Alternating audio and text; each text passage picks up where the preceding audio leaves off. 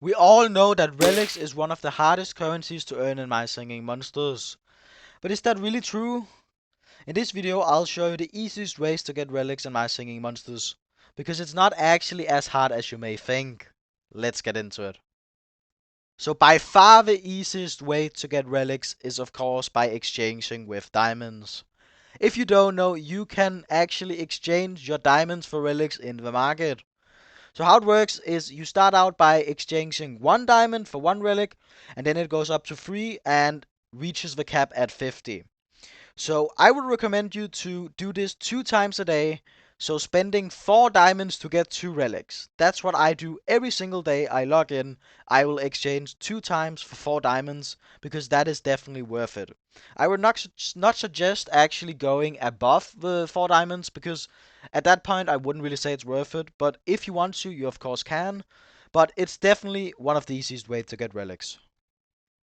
And yet another method that also requires diamonds to begin in the first place, unless you of course have your daily free spin, is the spin wheel.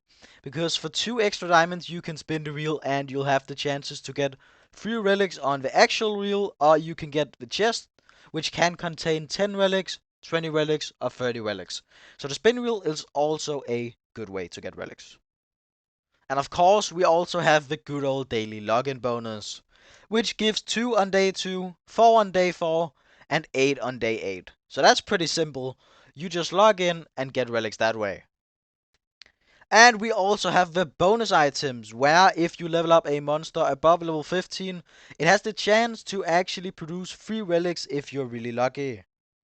And of course, you can also complete goals for relics. This is actually often by hatching Wordos, you'll get some relics back, or hatching monsters that cost relics, then you get some relics back. So that's also a really nice way to get relics. And a really weird way to get relics is actually in the versus mode in the Colosseum.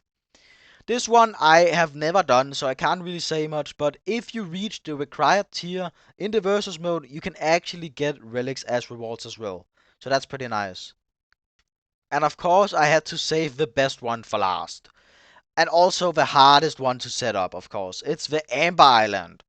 And Amber Island works like no other island in the game, because on Amber Island, all the monsters will produce relics, which you might seem, ooh, you can just place monsters and get relics, but it's not that simple. So how it works is you buy vessels from the market, which are only actually available at select time.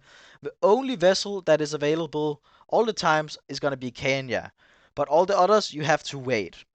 And once you get these vessels, you will have to fill eggs similar to how it works for the Woblins.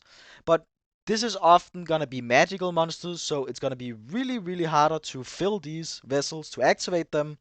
And then once you've activated them, they are gonna turn into a monster and you can get relics from them. But they don't produce relics like every day. It takes a bit longer because relics is a really, really hard currency to get, so they don't want you to just farm them. But the Amber Island is a really great way to get relics. Definitely the best, I would say. And just like that, we got through all the things I wanted to talk about. There's not that many methods to actually get relics in My Singing Monsters, but it's also a really limited currency because you just spend them on Wordos and on the magical islands. You spend them on some monsters, so they don't really have that much use, so there's not gonna be a lot of methods. But I am pretty sure I covered everything. Did I miss any? Let me know in the comments, and I'll see you in the next one.